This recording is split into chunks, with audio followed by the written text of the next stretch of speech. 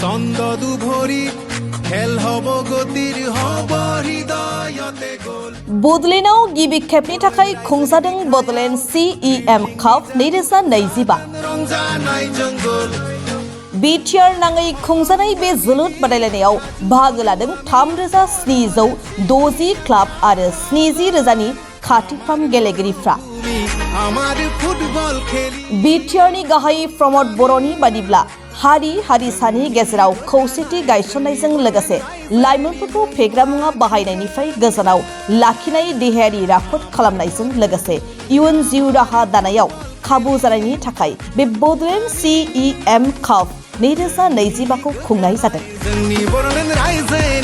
बेराफारसे जागायनाय समावनो बड'लेण्ड CEM Cup 2025 जोलुर बादायलायनायखौ हादरनि गिबि मन्त्रि नरेन्द्र मदिया गावनि बिबुंथियाव मख'नाया हादरनाङै जायगा आवग्रिनो हाबाय होनना बुंनायजों लोगोसे फैगौ 27 जुलाइआव जानो गोनां डुरान्ड कापनि गाहाय आलासिया सोर जागोन बेनि सायावबो रोखा खालामदों बिथां बर'आ।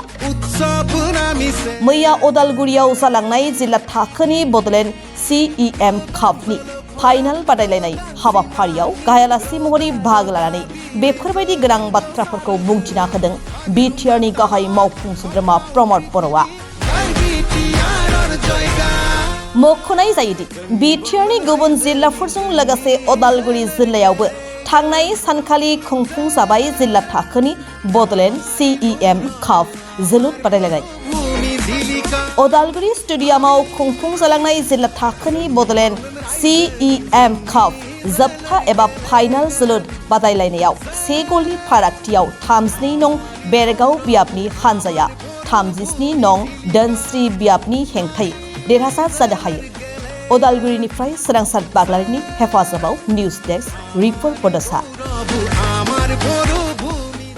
बड'लेण्ड CEM Cupआ नैबे मासनि जागायजेननायनिफ्रायनो बड'लेण्डनि गासैबो ओनसोलाव बियो खुंजादोंमोन। दा बे बादायलायनाया फैगौ 15 जुलाइआव क'क्राझारनि साइ स्टेडियामाव बियो जोबथा फाइनाल गेमा जागोन बेवहाय आरो बेसिम गासै 3,760 क्लाबफ्रा बाहागो लादों आरो 70,000नि खाथिफ्राम प्लेयारफोरा बेवहाय बाहागो लादों। जोंनि लाइमोनफ्रा जाहाथे गावनि सावस्रिखौ फिट लाखिनो हायो आरो बेजों लोगोसे बिसोरो मोजां गेलेनायनि गेजेरजों केरियार दानो हायो आरो फुटबल फिल्डआव फैनाय रोजा रोजा जोंनि माहारिनि गुबुन माहारिनि गासैबो रायजो राजाफ्रा मोनसे खौसेनि दौलेंजों बिथांमोना गावबा गावनि गेजेराव गोरोबलायनानै संसार जानो हायो बे थांखिफोरखौ लाखिनाय जादों। आथिखालाव गोबां लाइमोनफोरनि गेजेराव ड्राग्स जानाय फेसबुकनि थाखाय बायदिसिना अलखदाव गोग्लैनाय बे जेंनाफोरखौ नुदों। नाथाय सासे गेलेगिरि जानो हायोब्ला बिनि जिउआव गोबां डिसिप्लिन फैयो। दा जाय प्लेयार बियो जोबोद डिसिप्लिनै आवगायलांनो हायो।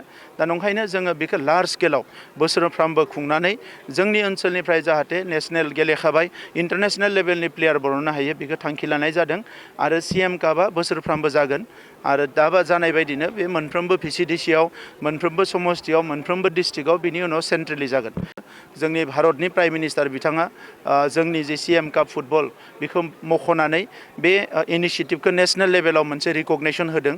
बियो जोंनि थाखाय जोबोद गोग्गाथावना बाथ्रा। डुरान्ड कापआ जोंहा फैगौ 27 जुलाइनिफ्राय जानाय बाथ्रा। दा बेवहाय जोंनि चिफ मिनिस्टार बिथांखौ हांख्रायनाय जादों बिथाङा फैगोन। लोगोसे इन्डियान आर्मिनिफ्राय बिथांमोना नाजाबाय थादोंमोन भारतनि प्रेसिडेन्ट बिथांखौ। दा भारतनि प्रेसिडेन्ट बिथांखौ जामशेदपुराव आरो मणिपुरावबो हांख्रायनाय जादों। दा बेनिखायनो बिथाङा दासिमबो थांखिखौ थिग खालामाखै बबेयाव बाहागो लागोन। नाथाय आसामनि चिफ मिनिस्टार बिथां आरो आर्मिनि गोजौसिन मासियाव जिरायनाय माखासे अफिसार्सफ्रा बेयाव बाहागो लागोन।